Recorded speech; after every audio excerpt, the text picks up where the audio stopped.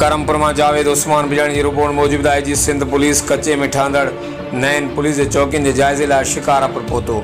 कच्चे के कोटशाहू में एसएसपी शिकारपुर पारां खेसि तफ़सीली ब्रीफिंग ॾिनी वई।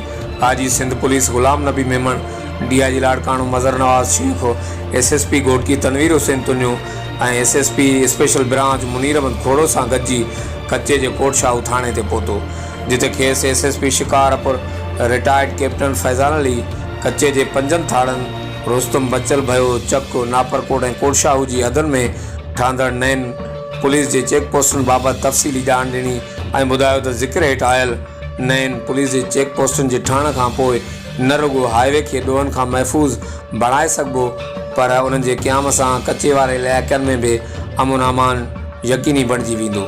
कच्चे में झेड़ींदड़ धुरनि ते भी कंट्रोल थी सघंदो ऐं कच्चे के ॾोहारनि खे कच्चे तोड़े पके में ॾोहनि जी नियत सां निकिरण लाइ दग में न मिलंदो।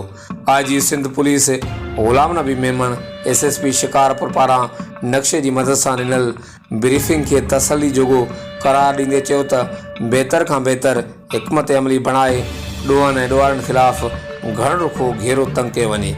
कच्चे ऐं पके मां धाड़ेलनि जो ख़ात्मो सिंध पुलिस की अवलीन तरजीह आहे।